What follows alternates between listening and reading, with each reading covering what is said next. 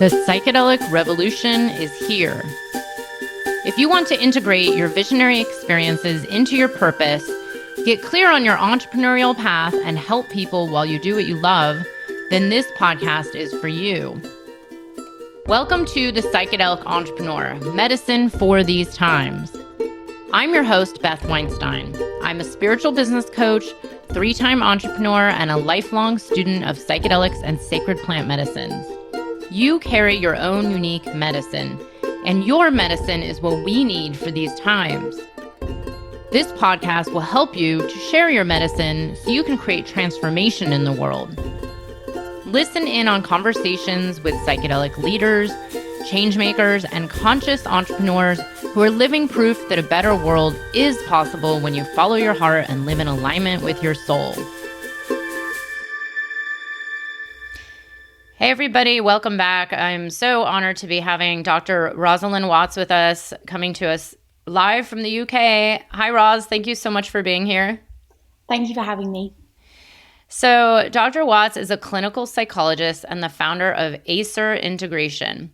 Her contributions to the field of psychedelic therapy are numerous and include the development of the ACE model, Accept, Connect, Embody, which has been used in clinical trials of both psilocybin and DMT, as well as the Watts Connectedness Scale, which is a psychometric tool for measuring outcomes of psychedelic therapy.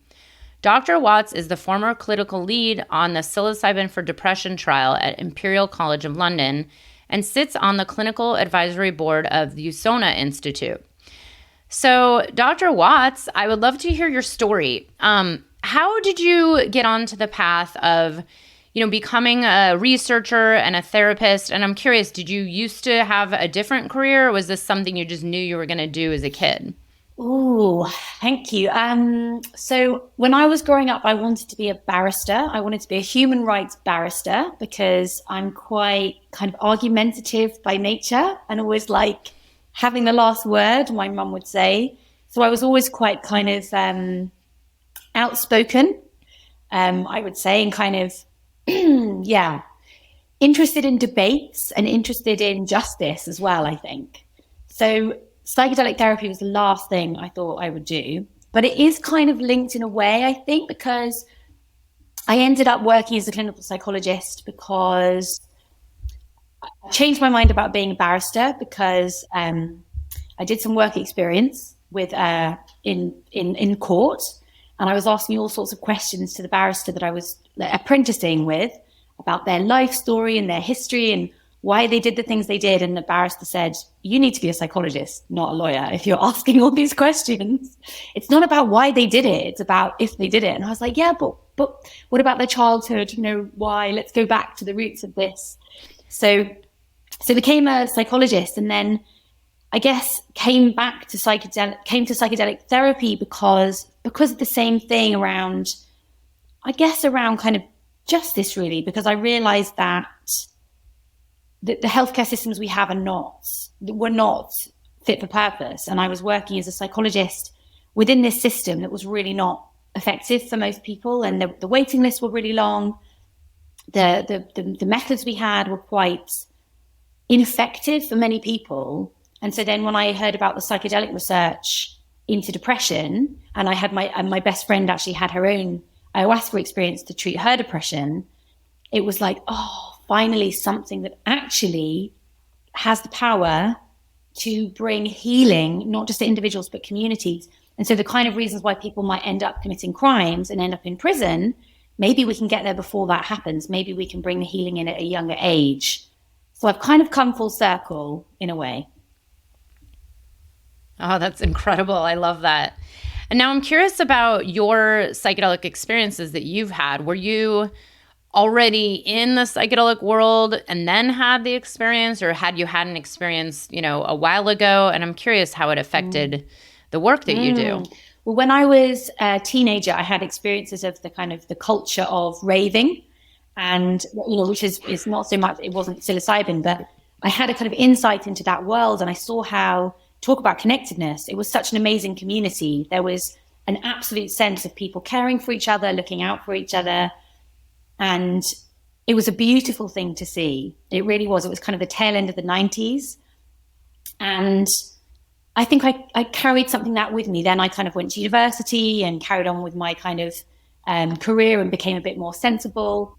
But then when I was studying my English literature degree, magic mushrooms were legal in the UK for a short while. And I lived above a magic mushroom shop that was called, it was in a city called Birmingham, and the shop was called Amsterdam of London. So very confusing name. But my friends and I would basically do psychedelic therapy with each other at the weekends. We would just put the mushrooms on a pizza, sit around and talk about our mothers. So I had this kind of early experience of university, of like rave culture and mushroom pizza psychedelic therapy with my friends. But it was just this little burst. And then I never really thought of it as something that would be incorporated with my career. I didn't even know that people did MDMA therapy or, psilocybin therapy. But I carried it with me. I never forgot it. I carried with me that memory of it. And then then it was decades later. Well, so that was when I was kind of like, 19, 20. And then when I was 33, I had my daughter and I was on maternity leave. And I suddenly had some time. Clinical psychologists in the NHS, the National Health Service in the UK, don't have any time to ever do anything outside of work because you're so exhausted at the end of the day. But I had some time to read papers and read books, and I found out about the psilocybin research. So when I realized that psilocybin was being used in clinical settings, something in my body was like, yes, because I knew from my own experience how beautiful those experiences could be. Wow. I love that story. And by the way, I was totally part of that whole rave culture in the 90s too. And I think it's funny to look back and say, well, all these recreational drugs really did something, because I saw the same thing. It's like, okay, we all got along. I made good friends just from bumping into them in the bathroom, and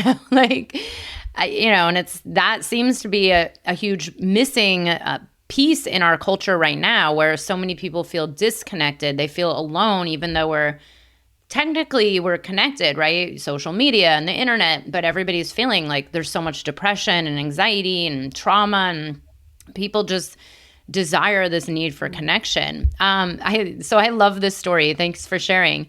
So I want to get into a little bit of the background around the research that you were doing, because I know little bits and pieces, but I did not know you were part of DMT research, which I find very fascinating, because it seems to have been researched a little less than, say, psilocybin or MDMA.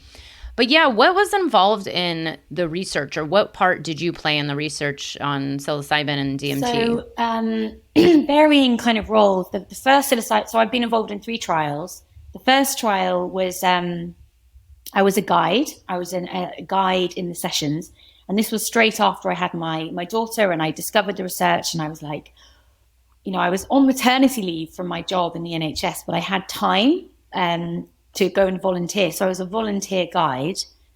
And that role was just fascinating, because it wasn't so pressured. I was just going in to meet the people, the participants on a prep session, sit with them in the psilocybin session, hold their hand, be with them if they wanted to hold a hand, and then be there in the integration sessions. And it was just a real privilege to really be involved in that kind of way, because I got to really learn and enjoy without there being too much pressure. Then the next trial, I was essentially leading it. So I was on the ground. I recruited the team, trained the team, designed the therapy model, which is the ACE model, accept, connect, embody, guided lots of people myself. It was a very, very 360 degree kind of, I didn't do the kind of data inputting stuff, but everything else, it was very full on. And that I loved the creative freedom of being able to design the therapy model, but it was incredibly, incredibly high stress and incredibly high pressure. And the hours were very long. We would sometimes guide 2 patients. I would sometimes guide 2 patients in a week. So Monday, preparing the first person, Tuesday, sitting all day with them in the psilocybin session, Wednesday morning doing integration for the first person, and then Wednesday afternoon meeting the second person, going straight from integration to prep for the next person, sitting all day the next day.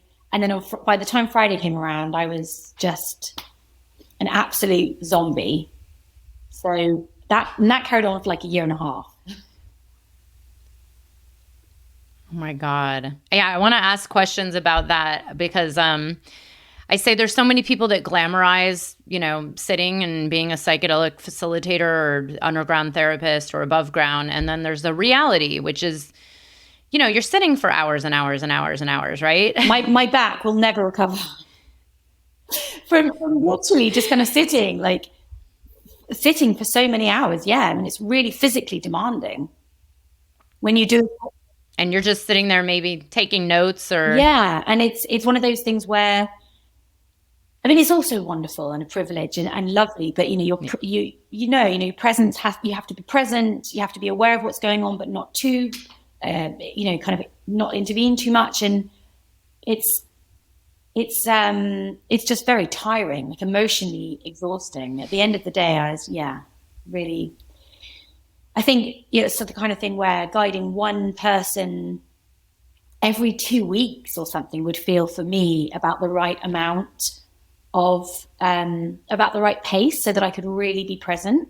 But 2 people in a week is that's a kind of Western timescale of conveyor belt. Let's keep going. We can't sully this way of working with the toxic work ethics of our system. Yeah, and this is interesting because because I agree that there's only so many people you could see in a week. I mean, especially if you're doing, let's say, psilocybin work. But, I've actually done the math on this to make, let's say, what we would call here in the US, maybe like a thriving income or some livable, but not just living wage, but like a thriving wage income. If you do the math, it either means really expensive therapy or cramming people in and charging less, but then potentially getting burnout. And you actually mentioned this as an NHS psychologist, which I have seen just from my own therapy clients over the years, that it's very easy to get burnout, especially when you're, trying to make a decent living. And, you have to see 30 clients a week in order to make, here in America, what we would call a really good salary or good income.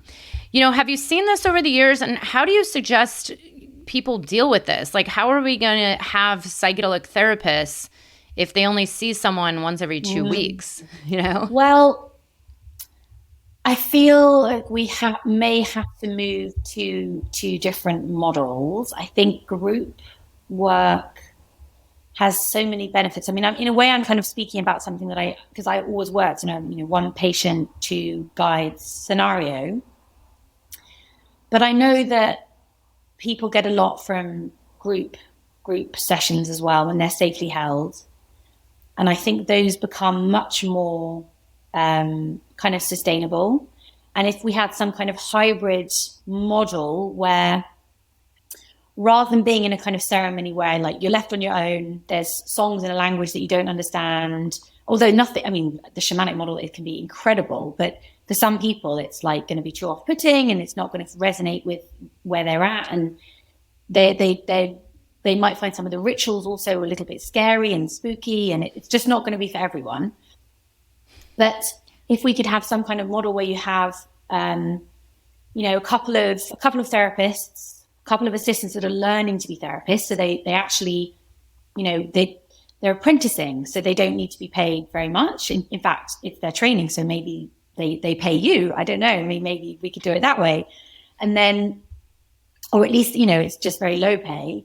But then you have a system where people are in a group, and if somebody really needs support from an individual, there's another room where they can say, I need help. And one of the therapists goes with them, or, one of the therapists and one of the assistants go together, and you provide the individual support for that person at that time. I think that kind of hybrid model of a group, but with the capacity for one-on-one support, And there are just so many ways we can do integration as groups as well, group-based integration, community, grassroots stuff. I think, joining a tree planting group with a load of other people that you've been on this journey with and you can walk and talk about your process. And as you're planting the trees, doing some exercise, getting out in the world, we can be creative about the kind of modalities that we use rather than having one person in a room with one therapist, which is always going to be tiring in a way for both parties and expensive for one. And kind of, as you say, it's hard to make a living doing that as well. Yeah, this will be very interesting to see how it plays out, because I know there's a lot of people who really, just imagine like, oh, I'm just going to make money by holding space for someone and I'll just see like 5 people a week. And, I agree. It's you're going to potentially get burnout very quickly. But this is also why I think a lot of people are turning to, let's say, integration coaching or a hybrid of maybe doing preparation integration with, maybe less actual medicine, maybe for what they call healthy normals, which I personally hate that term, but we all know what it means. versus someone with like, treatment-resistant depression or something. But let's talk about you have this ACER program and, you're teaching people about integration. And I'm curious, what is ACER and how is it different than, let's say, just, a random integration circle that I can find online?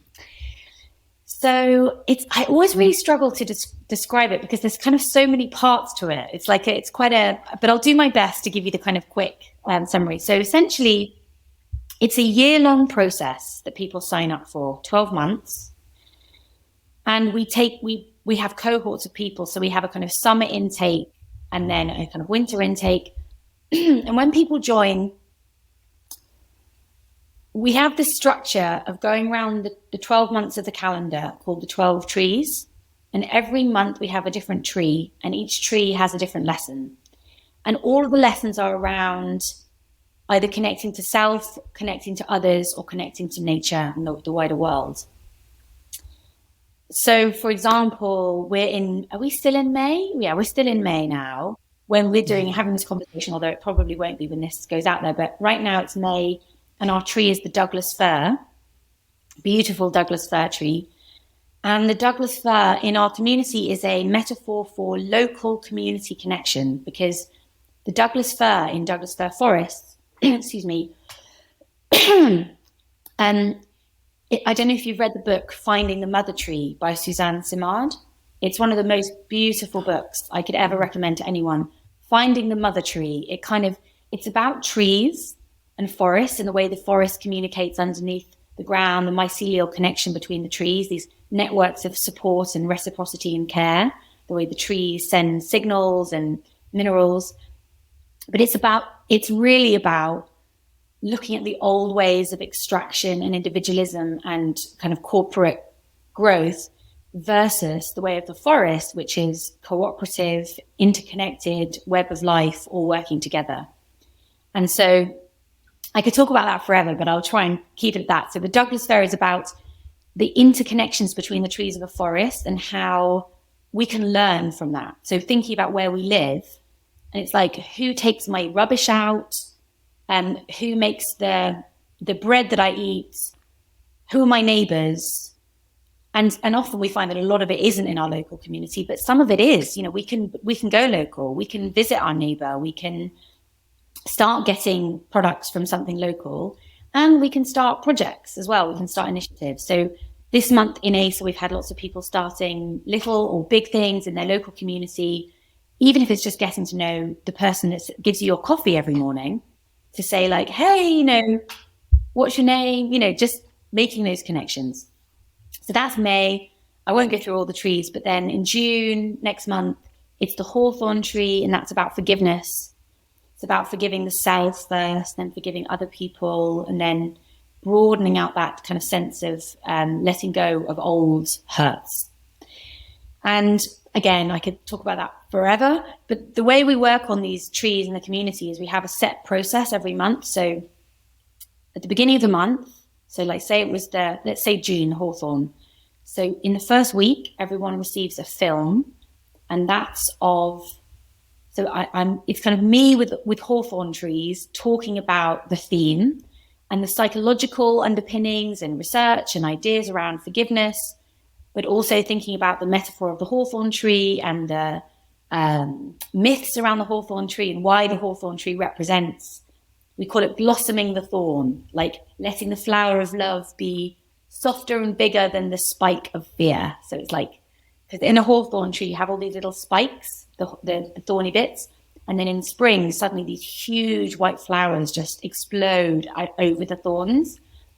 So it's like how we've got the thorns we've got the wrongs that have been done to us and that we've done to others, and we carry them with us. How can we start a process where we allow blossoms to kind of overtake those old resentments? So we have a film where we talk about whatever the theme is, and then through the course of the month, they have lots of different kinds of workshops where they work on that theme together, from breathwork sessions, sharing circles, guided imagery journeys, and they do that process. And then for every month, you go as a community onto the next tree. And the idea is at the end of the 12 months, you've internalized each one of these lessons. You've kind of been each tree. So you have a garden of all those trees. And that every year, when you come around to those months, you go a little bit deeper with that spiral. So next May, you're going to meet another neighbor.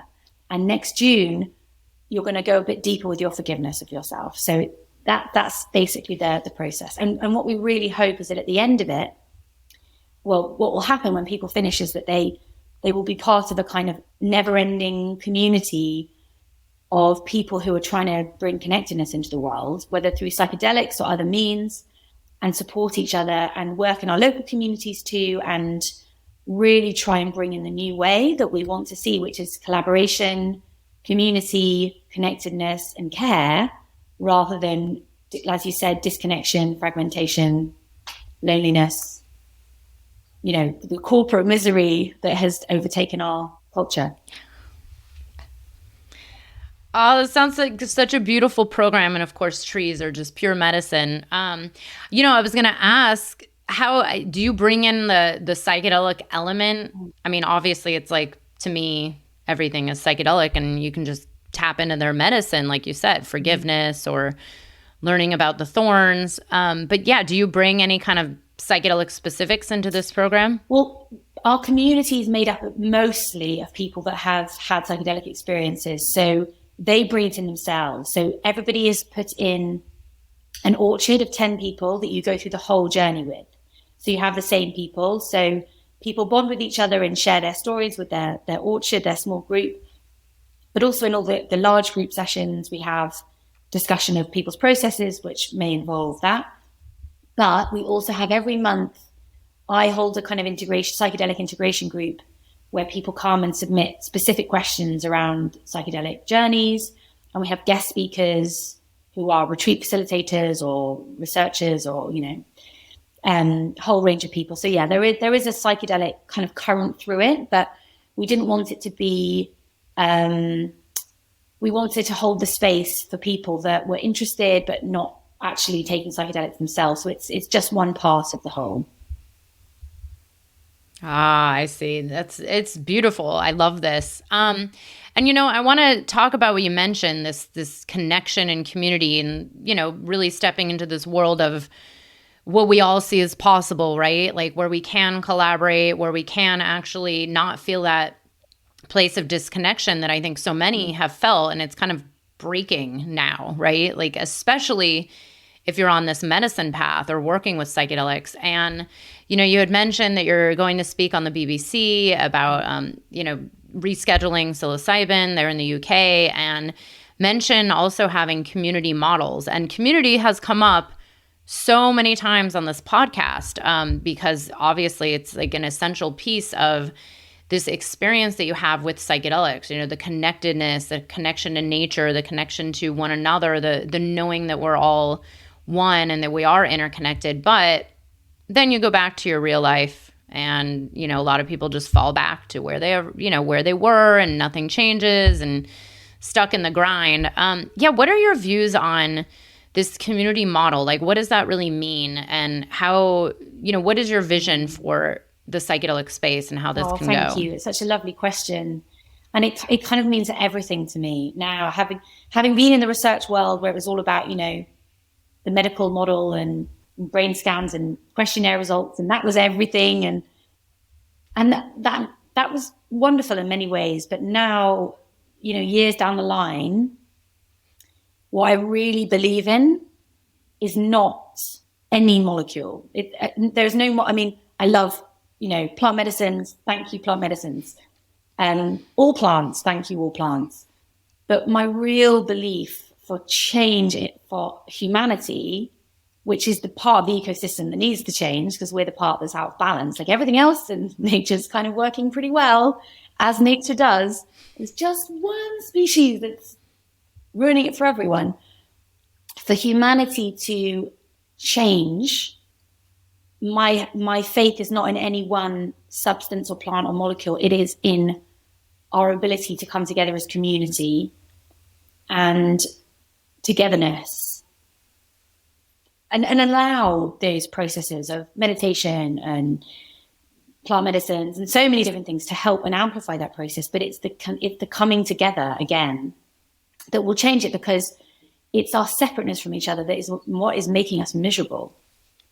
And most mental health problems, really, when you can't like drill down to it, it's like, no wonder so many people are so unhappy, because we're social animals. We're not built to live in these little boxes where we don't have a chance to regularly sit around the fire with a small group of trusted others who we've known for a long time, where we have connection to place, connection to the land, reciprocal networks of care.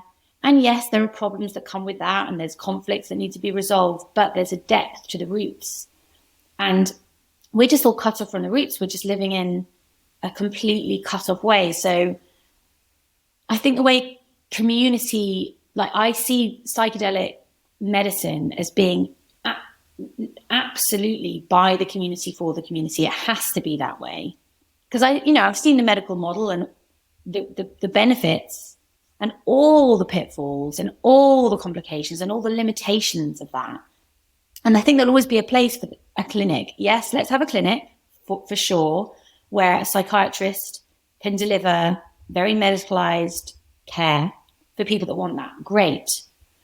But for an awful lot of people, let's have a beautiful center in an area locally that is supported by stakeholders, different stakeholders. We have to be able to find a way of creating this in our communities, and it has to be supported. And perhaps, even supported by some of those people that stand to make so much profit from psychedelics. Maybe they can also give some money back to infrastructure building and community building for other people. Because remember, no one owns these plants. In fact, thinking about mushrooms, Maria Sabina had been happily, through her lineage, providing beautiful psychedelic healing. And then white man Gordon Wasson, the banker, basically takes them. And then we see a whole new era of many good things happening with that, but also the taking of something that belongs to all of us and synthesizing it and selling it and patenting it. So if we can have community centers where local people with different skill sets who are really good at holding space, they might not necessarily be therapists. They're just the safe people, probably the elders, probably the people that have lived many decades, and maybe they were a nurse for a long time, and now they're just one of those really dependable, trusted, earthy, kind of grounded people. Those are the people that I want to be giving people psychedelics. It's not about what piece of paper you've got. It's about your ability to be a safe pair of hands. And so we can have centers where those people who have proven through their communities over time, they've been known for long enough and trusted for long enough to be the ones that are given the kind of the access to these tools. And then let's let the communities organically and slowly develop mechanisms, support structures. Like, what does this community need to make this safe? Rather than some kind of McDonald's franchise version of it, where it's like, drive through psilocybin therapy, all the money going to a few shareholders whose value system is completely against the value system that we're trying to bring in. I think when you bring psychedelics into the existing system, they don't change the system, they just replicate and mirror it. So we need to change our system so that we're ready to receive psychedelics, because we're like, okay, we've created the community support structures that humans desperately need and can't survive without, that have been taken from us because of the society, the structure of the society we live in. We've brought that back, and now we're ready to introduce plant medicines into that structure. So it's like, for me, it's like community is the only way. Like, there can be other ways too, for sure. We need diversity. But if we do it without that community-driven approach, we're completely missing the point.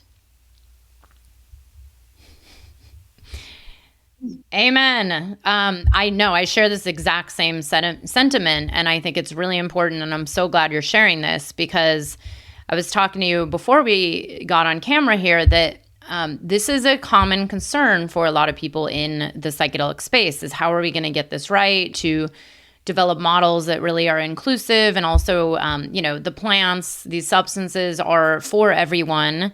They're not to be just controlled and patented by like 3 companies where now it's, 3 times the amount of money. Yeah.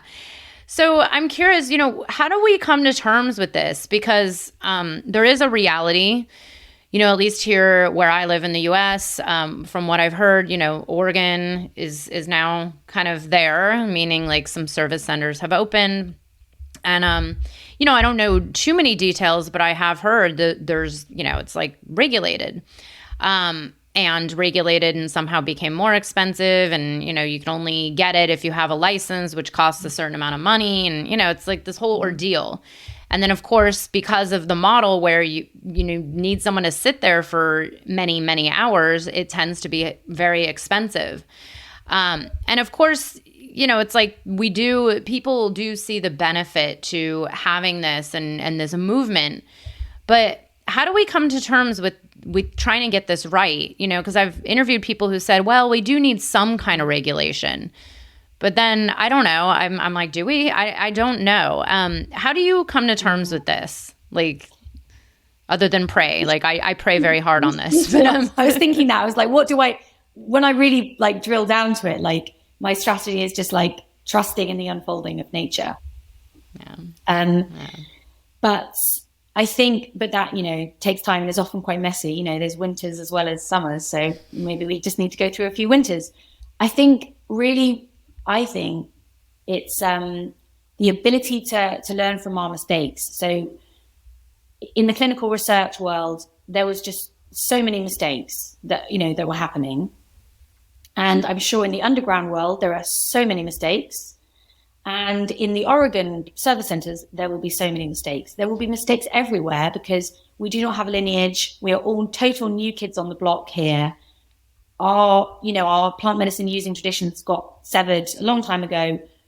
We don't know what we're doing. Like, let's just all admit, like, we're learning and we're keen. And actually some of us have had lots more years of, like, some people have many decades of experience, but we don't have the tradition. So we're finding our way. And also when there is a new movement, the pioneering spirit of some of the leaders that bring it in is counter to the kind of groundedness that is needed to hold it safely. So when you have those kind of renegade, like, revolutionaries running ahead with something new, sometimes that personality type is very bullheaded and convinced of its own rightness. So we need the community, we need the circles of the grandmothers and grandfathers, and just each other hearing, learning, being open and sharing. And I think crucially, we need to create a culture where we can share when we do things wrong. Because there's so much, I don't know if you've seen this, but there's so much like, oh yeah, psychedelics used to be illegal and stigmatized, and everyone thought you got flashbacks from acid and it was really bad. But now psychedelics are perfect. They're brilliant. They're going to reset your brain in a minute. They're going to change your life. 10 years of therapy in a day. We need to legalize them right now. It's like, oh no, psychedelics are good now. And because of that storyline, it's like any problems with them, it's like, shh, brush that under the carpet. We're glossy, we're perfect, we don't have issues. So, and I can see why the pendulum has swung so far the other way because of where it was. But in order to kind of grow it, to learn, we have to acknowledge we'll all make mistakes. We need to be open about them. And that those mistakes are going to make us stronger if we can embrace them rather than avoid them. If we avoid them, they will bring down the whole thing. Oh my God. I've talked about this before about how there's so much, I mean, not just in the psychedelic space, but a lot of spiritual spaces, this bypassing of like, let's pretend that didn't happen and maybe it'll just never happen again. But, I see it as like, well, what if we have an open discussion and use this as an opportunity for growth and healing? And it's been interesting, and I'm sure you know about all of this or more, but, especially when it comes to sexual misconduct and transgressions, and we don't have a ethical code of standards right now yet, and even if we did, like, there's no one regulating it. And to me, it's like humans will be humans. Like, we can't forget that. Every human I know has an ego, whether we like to admit it or not. And it's like, I don't know if canceling is the answer. I don't know if brushing under the carpet isn't the answer, but we have to be able to talk about it and learn in order to get this right, because that's the only way we're going to evolve into the right direction. So I'm glad you brought that up. And I've actually talked to a lot of people. Someone I interviewed recently said, "Oh, I just get canceled every time I say something that's maybe a little bit of like something we should talk about," and everybody just like shuts them down, and that's unfortunate because that's not the point, especially with psychedelics. It's like, we're supposed to be able to open up and have these hard conversations and maybe ground a bit and take it down a few notches. And you had mentioned, this BBC interview you're going on about like slowing it down a little bit. And I've actually talked to a bunch of people over the years about like, well, this is moving very fast and maybe it's not always a positive thing. Maybe there's a way to actually like get this growing sustainably. Yeah, what are your views on this idea of slowing down? And do you think it's possible that we can get like large venture capitalists to slow down? It's a very good point. I don't believe, I sadly don't have much hope for being able to, because, the speed at which, when profit runs the game, and when written into the constitution of those companies is the legal obligation to maximize profit, then there is no slowing down. So, I mean, that's why we're hurtling as a species to the edge of a cliff in a van with no brakes, because it's written into the rules of the van that there can be no brakes. So it's like, I suppose, I just wonder whether there will be two separate movements, really, and that as the kind of, the grassroots movements will spring up, more community-based, I suppose, as psychedelics become more accepted and they're used for in the kind of medical model way, and it's understood by more and more people that they're relatively benign and safe when used carefully and properly, that there will just be kind of self-organizing groups of people, and many of them will go wrong, and many of the corporate offerings will go wrong, and there will be harms done, and there will be boundaries broken, and there will be, psychedelics are such powerful amplifiers. The work can be so messy and confusing, and the potential for, people are so vulnerable in that space, the potential for so many things, I mean, it felt like a high risk sport doing that trial. And at the end of it, I was like, I was so glad that we were all okay. It's like, everyone's okay. And lots of people really benefited. It was like hair raising. And often just not knowing what to do in when something really intense happens, just not knowing how to respond. And then people going and not having any support afterwards. It's like, it's hair-raising. So bad stuff will happen for sure. But I do also think that we're starting now, at least, to understand that we need to develop a tradition and we need to develop good infrastructure and good systems of, ethical regulation. I do think we need that as well.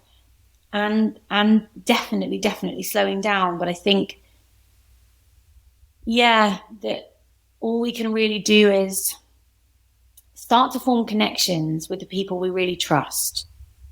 Find the others, find the people that have the same ethical framework as you, good skills, don't work above their competency level, and crucially, are interested in plant medicine because they believe that healing is needed and that is the route to healing, and that they are one very tiny part of that healing and that they will make lots of mistakes and that they're humble enough to recognize those mistakes, rather than, I am a goddess and I'm here to save everyone, or I'm going to make loads of money out of this, or, power, I'm going to get powerful, I'm going to be popular, I'm going to be a rock star, status cool. Like, there's so much social status that can come from being involved in this world. The psychedelic conferences are like, it's like, is that Glastonbury Festival, or is that a conference? Because it's like, so find the people you resonate with and you trust, and gently start working with them, not with psychedelics. Like, or you can if but start a local community meditation group, or, just start doing a tree planting group or a litter pick. Like, find connections of people and do something nice together and see how well you work together and build those connections, and more people join, and slowly you build a network of people that you really trust and know. And then you've got your mycelial network, you've got your little forest. And then when plant medicines become truly accessible, you're like, okay, well, we've got our little corner of the world. We don't know what those guys over there are doing, but we've got our little corner, and we know that we can work well together. And we found a way of doing it in a way that's, accessible and sustainable, and just little groups of people doing it their own way, I think. But crucially, with that other people that it's all about having a good team, like a team of people that you trust. And it's hard in the psychedelics world because there is so much, it's hard to find the stability of a gentle, grounded team, because it's a highly charged environment and there's high stakes and high prizes. So it's hard to find. But when you find your real allies, then that's the kind of slowing down we need. It's the relationship building. Because otherwise, these teams, these alliances form super fast. It's like, oh, I'm starting a clinic. I need a psychiatrist. I need some therapists. I need this. I need this. I need a website designer. Right, everyone come. And you have this like rag-bag team of people that are all like, oh, this is going to be amazing.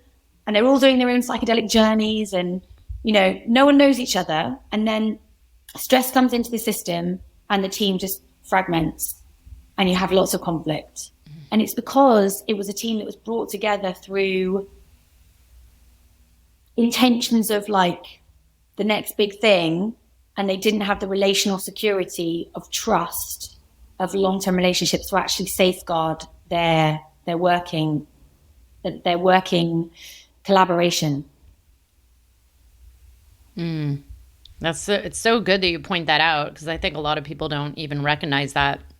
And you mentioned this, people who feel in a place of power, I'm the one healing, like the kind of the ego-driven way of getting into this. This is what I say to my clients. I'm like, you always have to come back to like, why do you even want to do this? Why are you on this path? And are you really being of service, or is there something in you that just, whatever, wants to be loved or wants to hold that position of power so people look up to you? It's like doing the really deep work to constantly keep yourself in check, especially if you're holding that space as a facilitator. I mean, I've already heard, and I'm sure you have as well, so many horror stories, even therapists, like they end up dating their clients and, cross that boundary, very quickly. And I mean, I've now numerous. And, It's an interesting world, and I keep saying, like, we might have to see some nightmares, to figure out how to get certain ethics in place and do this from a real place of healing and, like you said, like relationship in this community that's aligned, One question I had for you, because this has come up so much, there's a lot of people that want to, let's say, step into the path of psychedelic integration coach. And there's training programs out there, but let's say they've been on this path for a long time, or they've had a fair amount of experience, and maybe they've done a lot of other spiritual work or their own healing, or they're, regular meditators and so on. And you had mentioned that, this grand vision of maybe sitting with people that are just experienced versus people that maybe have all the training. Because this is something I've argued, is that training, especially some of these trainings, are very brain-based. They're not really teaching you how to actually, have the experience of holding space or working with other human beings, but it's like book-based. What do you think of that, especially if it's someone who just wants to go into, let's say, psychedelic integration coaching or some form of coaching that doesn't involve giving anyone psychedelics? Like, what are your views on having a certain level of training versus, other embodied experiences? I think that's where community checks and balances come into place, because for me, it's really not so much about the specific training. It's about the way of being of the person. So when I think about, like, if I was going to convince my mom to have a psychedelic therapy session, which she's never going to do. I've tried, like, please, she's never going to say yes to that. If she said yes to it one day, and I was trying to think of who I wanted to be with her, it would not necessarily be somebody that had done this training or that training or had this qualification or that. I would choose the person with the kindest heart, the most patience, the most experience, and most able to, and who'd seen a lot of different things, the experience and depth of kind of, integrity and kindness. So those are the things, and we'd probably all choose the same people. Like, if you filled a room with like 100 people, there would be some people, and we all had to like choose who we wanted to be our sitter. There would just be some people that have so much experience and a real way of being that you just feel safe with them, and you'd be like, I want to sit with that lady, I want to be in her room. And there would be some people that we'd like really not feel comfortable with. And then if you look to see which one of them had this qualification or that qualification, like, it would not tally. Like, there's no rule to say that all the ones we thought were the best were the psychiatrists at all. It might be that the one we felt really safe with had been an artist or a carer, or all sorts of different things. So I think, but having said that, because we don't have communities where we get to know each other in checks and balances and almost like get to vet each other and know who like the local kind, safe person is, we have to use other ways of like vetting. So the thing about therapy training, they're so variable, but like my clinical psychology training, for example, I didn't learn anything in the actual course. I did 3 years, all the content of the stuff I learned, never going to use any of it. It was all cognitive behavioral therapy. I'm never going to do it. So many manuals and textbooks of stuff that I literally never even, like, did the exam, closed the book, never to be opened again. The only thing that my training course really did was provide a vetting service of me as a human being.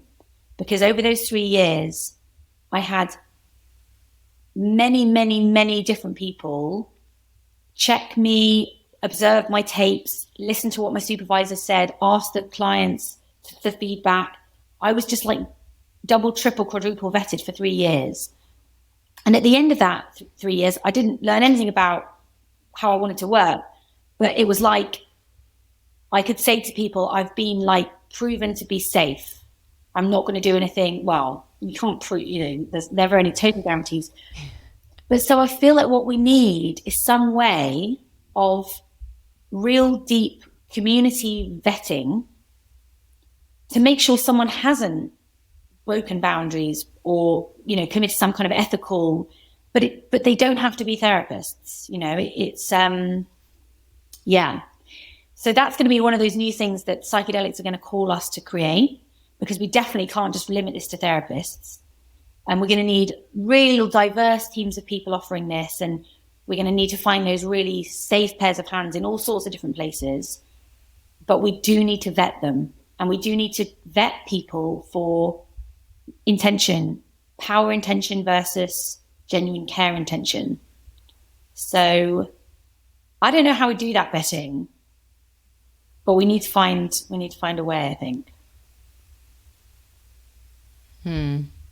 Thanks for sharing that. And yeah, I agree. And it's interesting. There's like a group I'm in that's just a whole bunch of facilitators. And I'm like, how do you guys refer each other if you don't actually know each other? Like it's kind of weird. I don't participate. I just kind of glance, and it's, that's where I feel like it's a Wild West, because they're just looking for someone anywhere in this one region. And that's how it goes, is like by location.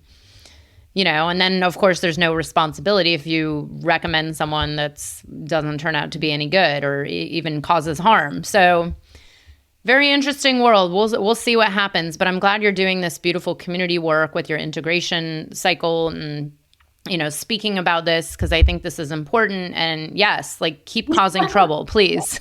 So we're talking about going on the news, and I'm like, yeah, cause some trouble. Yes. And being very outspoken, which is, does get me into trouble sometimes, but I can't change it. So. Are you a Sagittarius? I'm not. I'm actually a Libra. Are you a Sagittarius? Yes. Because we're known for just being honest, honest and outspoken people. So I get it. I should be a Sagittarius. I need to check. Although I was actually born when my mum said I was born. Well, let's get into what you have coming up. Tell people about your work that's, next time your cycle is open, what you have planned for the next 6 to 12 months. Is there anything that we want to know about to keep an eye on and on the lookout for? So we're going to have the next people will start in kind of October time. So we'll be taking applications from now, people can apply anytime via the website. So it's ACER Integration, www.acerintegration.com. And there's a button on there where you can join the wait list, which is actually a mailing list. And my colleague and I, so we're a team of 2. Then we have all of our facilitators because, that's the other thing I didn't say.